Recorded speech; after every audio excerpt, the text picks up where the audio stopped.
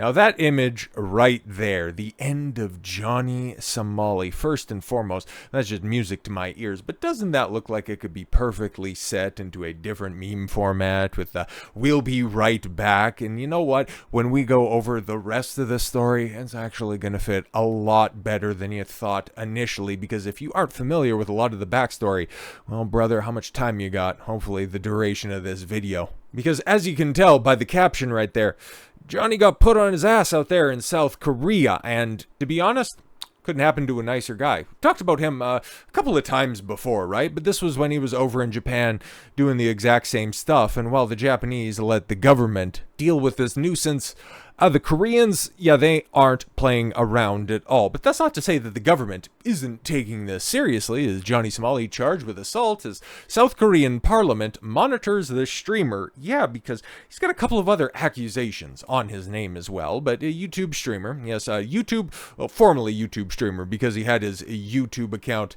Well, he got banned too, so he's banned on Kick, Twitch, and now YouTube. This dude's gonna have to go out there and stream on ham radio. I just hopefully he gets a good signal inside of his cell.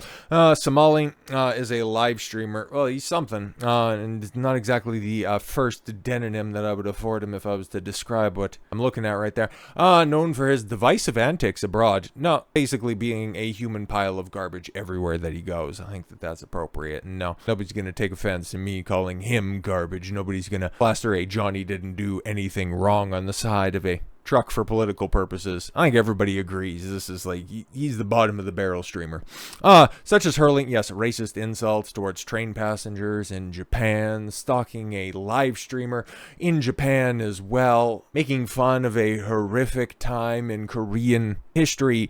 I recently did a video that was completely and totally separated from this arrest that just so happened to bring up Somali. That'll be coming out in a couple of weeks, I would imagine, at this point in time, because there's just so much stuff moving right now, and that's kind of evergreen content that just happened to loop him in there because I didn't think he'd get up to anything as significant that we need to cover it right now, but hey, we're here now.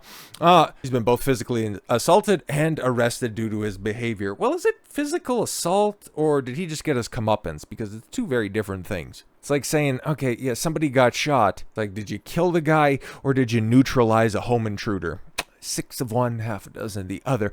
But despite these consequences, he's continuing his shenanigans in South Korea right now. Yes, Somali sparked outrage from locals after kissing the Statue of Peace in September of 2024, a famous monument meant to memorialize the South Korean victims of, yes, a certain type of slavery by Japanese troops during the Second World War. And yeah, if you don't know that story, it's pretty horrific, and for him to do that and to also deface a public monument like that, it's totally within his character. And the way that the Korean people responded to this, you'll love to see it.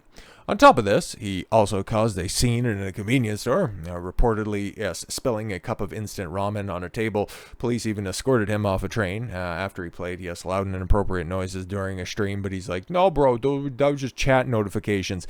He lied to a judge in order to get a lighter sentence, and then later on a different stream came out and said that he lied in order to get a lighter sentence. Like, this guy's he is firmly in the double-digit IQ club, and no, I don't need to bring up any bell curve conversations to come to that conclusion, but according to reports from South Korean news outlet, Somali is now facing criminal charges due to his behavior. The streamer has been charged with 2 counts of assault and drug use. Oh no, big shock on both of those, really. Yeah, I'm completely floored by that.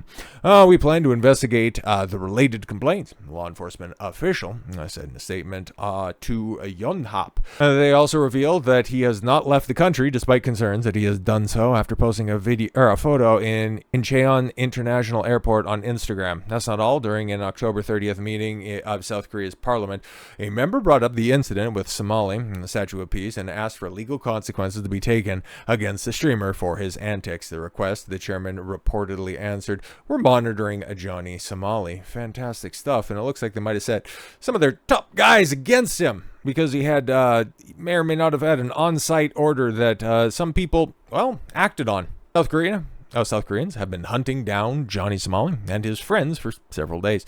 They beat him, dragged him into the road, and everybody was like, oh, Yeah, no, taking a garbage day, I see. You might remember Somali, yes, from being a piece of crap in Japan for streamer clout. Allegedly an ex-MMA fighter named Tate Woong. Wow, Tate's around the world, just being based as hell, huh? Has been hunting him. Rumors of otherwise liberal K-pop stars calling for his deportation and arrest are spreading.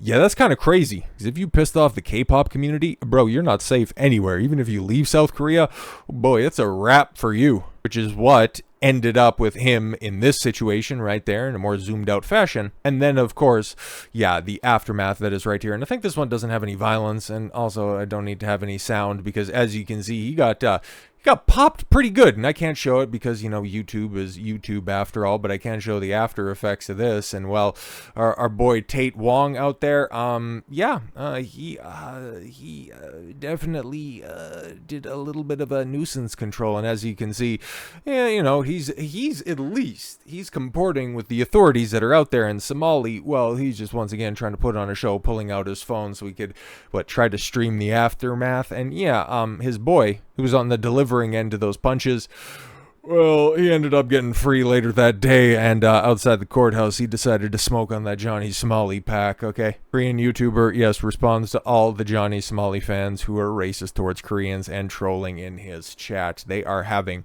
none of this, bro. Absolutely annihilating this piece of garbage. And that's exactly what should be happening. But yeah, it's crazy that that's actually a little bit more context for that one picture that Dexerto was using because, well, as you can see, and it's like, I don't necessarily think that Shinzo Abe would approve, but, you know, trying to assert secondhand cultural dominance and drag up really old memories, like, what the hell are you doing out here? How did you not expect a proper culture to fight back? People that are actually not shamed and ashamed about who they are, taking this stuff seriously. But yes, and the assailant, so some information on our fist thrower. The assailant, a man in his 20s with a background in the Republic of Korea's and Navy's underwater, so yeah, a Korean Marine.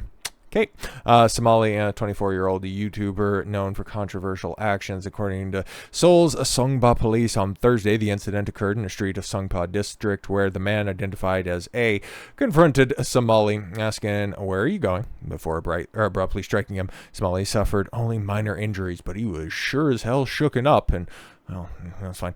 Somali, who has about 20,000 subscribers. Yeah, because he keeps on bouncing between platform and platform. Like, he's been banned everywhere, justifiably so, because as bad as IRL streamers have a rap, he is definitely contributing to that negative stereotype. Korean netizens' anger, yes, has made him a target for several YouTubers, and he was previously attacked twice in Mapo district, October 24th and October 27th. The assailant also is also a YouTuber with around 8,000 subscribers and has posted videos identifying himself as a former UDT member, pledging to catch Johnny Somali. Police responded to reports and gathering of YouTubers and arrested him on the scene. But yeah, one's free, one's not, because he's got additional charges on his name. And yeah, let's just say, now that all the viral videos, the posts, and the images are out there, we know what side the world is on, and we know what side is not getting any sympathy. And it's one of those cases where the majority is actually right about something.